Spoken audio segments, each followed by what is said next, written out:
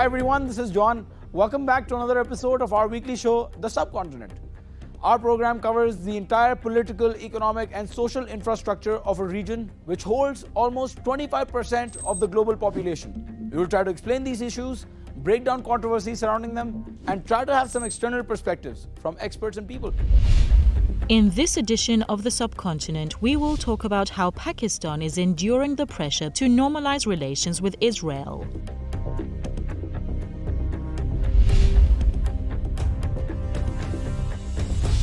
Following a US-backed deal for Arab-Israeli normalization, Washington and its allies are stepping up their efforts to force more and more countries to establish relations with the Israeli regime.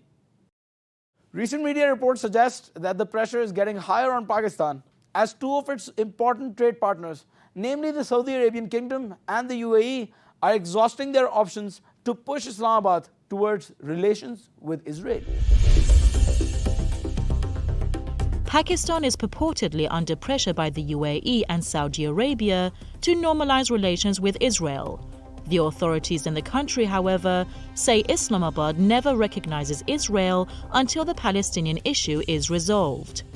हमारा तो मौक़िफ़ बड़ा clear है और हमारा मौक़िफ़ कायद-ए-आज़म मोहम्मद अली जिन्ना ने 1947 में clear कर दिया था, 1948 में, कि हम इसराइल को कभी तस्लीम नहीं कर सकते जब तक फ़लस्तीनों को उनका हक़ नहीं मिलता, उनको एक जस्ट सेटलमेंट नहीं होती, जो टू नेशन थियोरी थी पैलेस्टीनियन की, कि उनको पूरा एक उनकी स्टेट मिले जो कि पैलेस्टीनियन फैसला करें, ठीक है. Pakistan says it has made it clear to the UAE that Islamabad cannot recognize Israel until the Israeli-Palestinian conflict is resolved, with Foreign Minister Shah Mahmoud Qureshi saying that Pakistan will not and cannot establish a relationship with Israel until a concrete and permanent solution to the Palestine issue is found. Pakistan कहीं Israel को तस्लीम करने तो नहीं जा रहा. Qureshi rebuffed reports that Pakistan is under pressure, adding that Prime Minister Imran Khan had time and again clarified there is no pressure on us in this regard. However, Khan revealed last month that Pakistan, like Sudan, was being pressed by some friendly nations to recognize Israel. लेकिन दबाव है आप पे.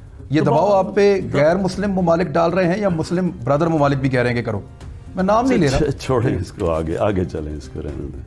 लेकिन sir जो लोग तस्लीम कर रहे हैं उनके इस अमल से खुश हैं आप? कई हम चीज़ें इसलिए नहीं कह सकते कि हमारे उनसे ताल्लुकात अच्छे हैं, हम उनको अपसेट नहीं करना चाहते, और इंशाल्लाह हमारे मुल्क को अपने पैर पे खड़ा होने दें, फिर आप मेरे से ऐसे सवाल पूछें. Many believe the Pakistani leader was referring to Saudi Arabia and the UAE. Khan insisted that Islamabad will not open up relations with the Zionists. हमारे लिए तो, मेरे लिए तो कभी ये सोच में दूसरी सोच आई नहीं कि हम इजराइल को इसलिए तस्लीम नहीं कर सकते. Khan told local media that Israel's deep influence in the US was behind the pressure, noting that this influence was in fact extraordinary during the Trump stint.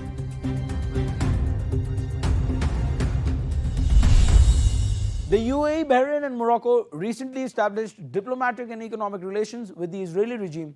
And last month, Sudan became the latest Arab or Islamic country to follow suit after heavy pressure from Abu Dhabi and Washington.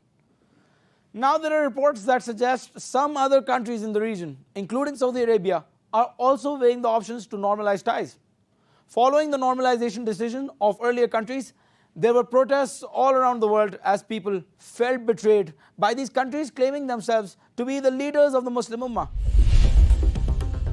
Pakistan's economy is heavily dependent on the Persian Gulf countries, and the United Arab Emirates is the country's second largest source of foreign remittance. In the last 5 years, 1.3 million Pakistanis have found jobs in the Arab country. In 2019 alone, Pakistani expatriates in UAE sent more than $5 billion back home. Now imagine the pressure when the UAE stopped issuing new visas for Pakistanis, along with the citizens of several other mostly Muslim countries. Abu Dhabi says the restrictions are due to the coronavirus pandemic, but India has more COVID-19 cases per capita than Pakistan, but no ban was imposed on visas for Indian nationals. Before the visa ban, Pakistanis sent a monthly average of $500 million back home from UAE. At this rate, Pakistan could have received foreign remittance of over $6 billion from UAE in fiscal year 2020 to 2021. Therefore, the UAE move, which is believed to be orchestrated by Saudi Arabia, would dry up this huge source of financial support. These figures are significant for the country's economy because the total foreign exchange reserves of the country stand at about $20 billion. All right, ladies and gentlemen, we are joined by Mr. Syed Muaz Shah, who's the Director for Center for Human Rights at Ziauddin University in Karachi, Pakistan. Mr. Shah, thank you so much for coming back to our show. So I'll start off by asking who or what is pressurizing Pakistan towards relations with Israel? How and why? Interestingly, though there may be many interest groups, there is a sense of a narrative driver that's pushing this towards an end.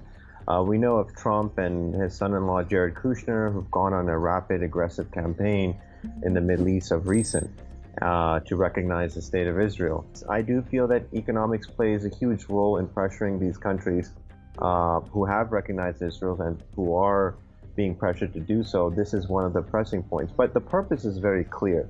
The purpose is clear, is to legitimize the state of Israel. And, it's not only the legitimization of the state of Israel, but the legitimization of the occupied lands that have gone on over the years since 1967. We know the wall and the additional Jewish settlements. And, it only begs to question is that if someone recognizes Israel today, are they recognizing their occupation in those lands? And so these are questions that I think, that Israel, obviously their tactic is to isolate the Palestinians. That is the purpose. And they're using economics, particularly in this dire economic situation across the world. Okay, so US is trying to take the advantage of economic vulnerabilities in countries.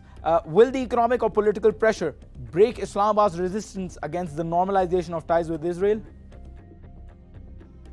Honestly, I don't think it'll come to that.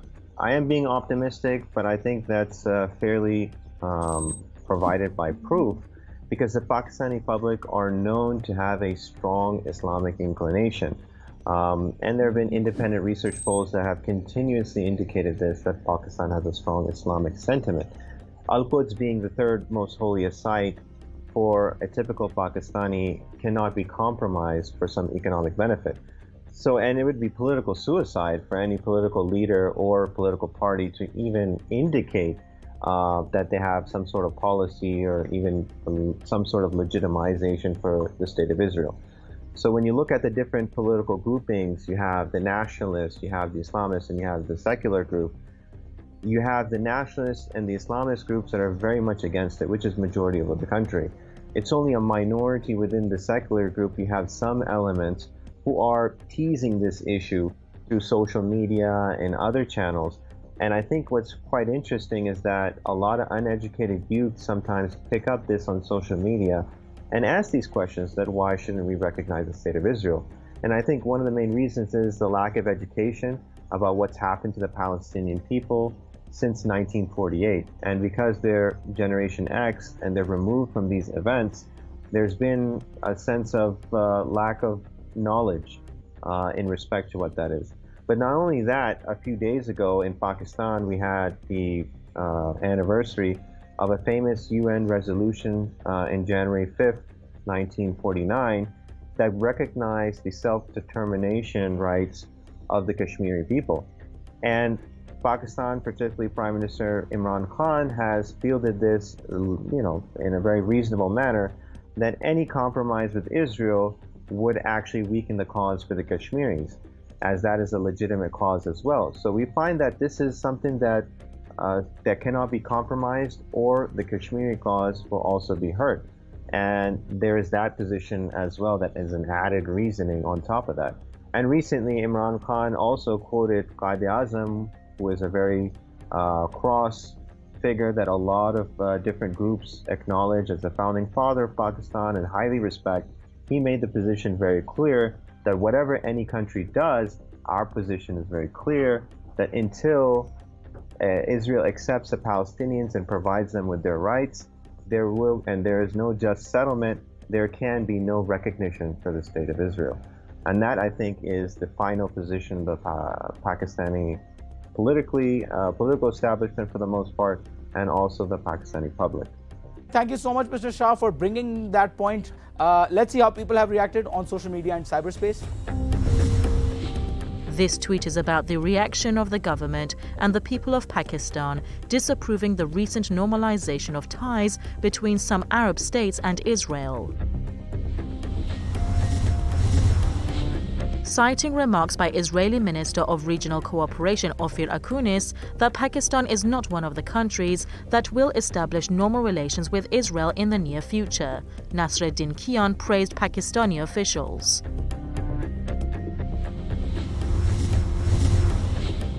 Adam Weinstein points out that one of the reasons that the normalization of Pakistan-Israel relations is not formed is the existence of democracy in Pakistan despite its imperfections.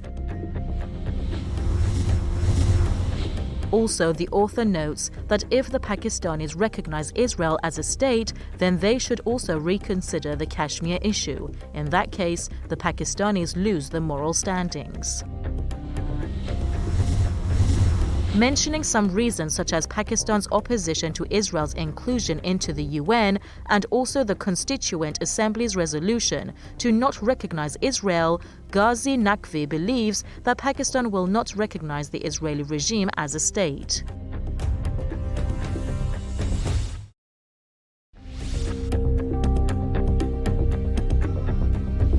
Cash-strapped Pakistan relies heavily on Saudi Arabia and the UAE to stave off a debt crisis that is always on the horizon as foreign reserves dwindle and the economy contracts. The situation is especially bad right now as Saudi Arabia has asked Pakistan to return the loan. To decrease their leverage on the politics of the country, the Pakistani government has recently asked China for money to return a $1 billion loan to the Saudis. Late in December, Pakistan reached out to China to return $1 billion to Saudi Arabia as a second installment of a $3 billion soft loan. Islamabad asked Beijing for the commercial loan to help it offset pressure to repay another $1 billion to Riyadh for the next installment. Analysts say it is unusual for Riyadh to press for the return of money as Riyadh had historically never asked Pakistan to repay its loans.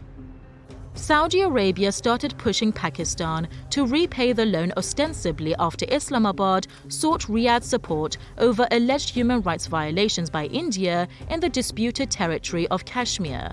Saudi Arabia gave Pakistan a $3 billion loan and a $3.2 billion oil credit facility in late 2018. With the $1 billion flowing out, Pakistan, which has $13.3 billion in central bank foreign reserves, could face a balance of payments issue after clearing the next Saudi installment.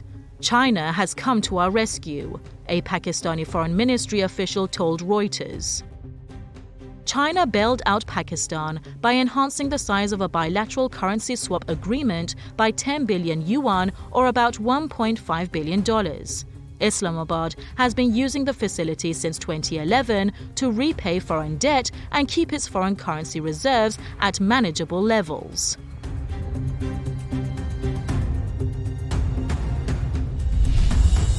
Measures by Saudi Arabia and UAE have worsened the situation for Pakistan that was already in a precarious economic condition due to the suspension of its bailout program by the International Monetary Fund, as well as the damage caused by the coronavirus pandemic. However, Saudi Arabia and UAE did not seem content with their plans to choke Pakistan economically and resorted to the other methods which exerted more pressure on Pakistan. The United Arab Emirates is a country mainly run and populated by expatriates, and Pakistanis are nearly 1/3 of the population, second only to Indians. Nevertheless, Emirates has a long history of human rights violations and discriminations against the expats, particularly Pakistanis. The UAE has been consistently under the criticism for its vague laws, oversized police powers, forced disappearance and detention without charge against ordinary citizens and expats. However, the systematic targeting of Shia Muslims in the country has especially increased after the deal with Israel. Since Abu Dhabi normalized ties with the Israeli regime, the internet is increasingly rife with stories of forced disappearances blamed on the government. Many people have been detained by the state without any proper legal procedure, while nobody knows about their whereabouts. The victims are out of the protection of law because the authorities deny they are being held.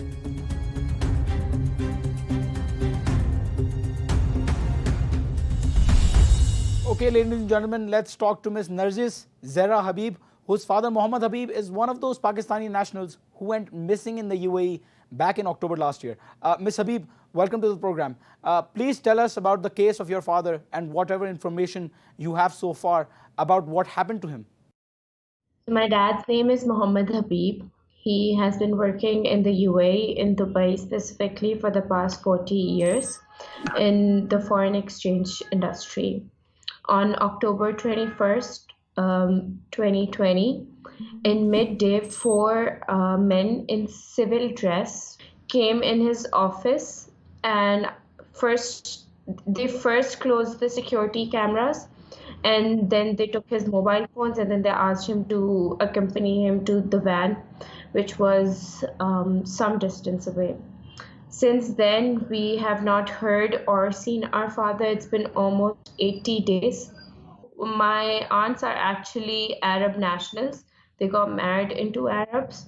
So they have been trying really hard. They've been going to different departments, different police stations, just in order to file the FIR. Initially, for a good month, they refused to even do that. After a month, after my aunts continuously trying to get any official work through, they did lodge an FIR, but then nothing has been followed up since from there and since.